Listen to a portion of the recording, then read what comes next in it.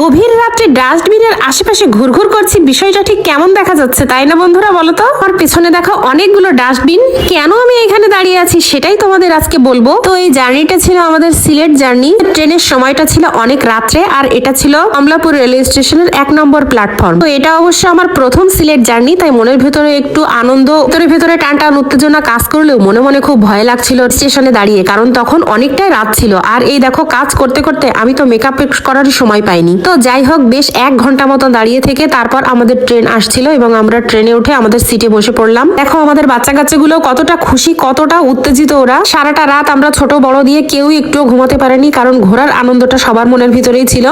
আর দুই পাশের এই যে গাছগাছালি দেখছো, এগুলো আমরা অনেক আগে থেকে ভিডিও করছিলাম, কারণ কখনো তো যাইনি। আমি ভাবছিলাম এই বুঝি সিলেটের ভিতর চলে আসলাম।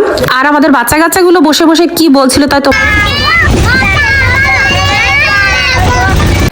তো ওদের অবস্থা। যাই হোক, নির্ধারিত সময়ে আমরা আমাদের গন্তব্যে পৌঁছে গেলাম। নেমে পড়লাম আমরা সিলেট স্টেশনে। আর স্টেশন থেকে একটা চাঁদের গাড়িতে করে আমরা ঘুরতে ঘুরতে চলে এলাম আমাদের যে রিসর্টে আমাদের সিট বুক করা ছিল সেই রিসর্টে। তো রিসর্টে যাওয়ার পর আমরা জানতে পারলাম যে আমাদের রুমগুলো তখনও ক্লিনিং এর কাজ চলছে। তো যাওয়ার পর যথারীতি আমাদেরকে ওয়েলকাম ড্রিঙ্কস দেওয়া হলো, কিন্তু প্রথমে কালো কালো দেখে আমার খাওয়ার ইচ্ছা জাগছিল না মনে, কিন্তু এই দেখো আমি কেমন একটুখানি খেয়ে দেখেছি যে বেশ ভালোই। তো তারপর আমরা সবাই মিলে ভালোই লাগলো বলে আরো বেশ কয়েক গ্লাস চেয়ে খেয়ে নিলাম। মানে বাঙালি ফ্রি পাইলে আলকাতরাও খায়, আর এটা তো অনেক টেস্টি একটা জুস। তো যেহেতু আমাদের রুমগুলো তখন রেডি হয়নি আর আমরা দীর্ঘ জার্নিতে ক্লান্ত হয়ে গেছি, তারপরও অবস্থা দেখো আমাদের। দেখো তো এটা কোনো কথা হলো?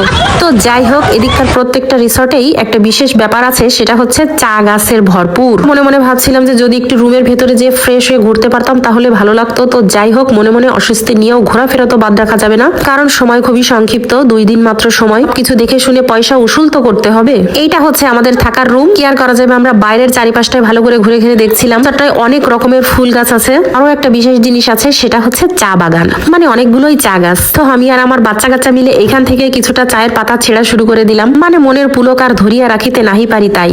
প্রত্যেকটা ফুল গাছে দেখো এত সুন্দর সুন্দর ফুল ফুটে আছে, দেখেই মনটা ভরে যায়। এই যে সেই 2টি পাতায় 1টি কুড়ি, অনেকগুলো পাতা এভাবে ছেঁড়া পর আমি হাতে দেখলাম কি সুন্দর একটা চায়ের পাতার ফ্লেভার আসছে। আর একদম মাঝখানের যে কচি চিকন পাতাটা, ওইটা কিন্তু শুধু শুধু চাবিয়ে খেতে খুব বেশ ভালোই লাগে, বেশ একটা চা চা ফ্লেভার আসে। তো এইভাবে অনেকক্ষণ ঘোরাঘুরি করতে করতে আমাদের একটু ক্ষুধাও পেয়ে গেল। এখন রুমে গিয়ে ফ্রেশ না হওয়া পর্যন্ত তো কিছু খাওয়া দাওয়া করা যাচ্ছে না। তো ফ্রি দেখলাম জুস যাচ্ছে, তো আমরা ডেকে আবারও একটু জুস খেয়ে নিলাম। এটাকে জিরা পানীয় বলা যায়। টেস্টটা খুবই অসাধারণ ছিল। আমাদের বাচ্চাগুলো তো অনেক গ্লাস খেয়েছে, ওদের নাকি খুবই ভালো লাগছে। যাই হোক, দীর্ঘ অপেক্ষার পর আমরা আমাদের রুম পেয়ে গেলাম এবং সেখান থেকে দ্রুত আমরা ডেস্টিনেশনে চলে আসলাম। উফ, কি শান্তি শান্তি একটা ব্যাপার না? দীর্ঘ জার্নির পরে এই যে সুইমিং পুলের ভিতরে আমরা এসে ঢুকলাম। তো তারপর আমরা কোথায় ঘুরলাম, কোথায় কি কি খেলাম, সেগুলো তোমাদের সাথে আবার শেয়ার করব পরবর্তী একটা ভিডিওতে। তো সে পর্যন্ত সবাই ভালো থেকো, সুস্থ থেকো, দেখা হবে, টাটা, গুড বাই।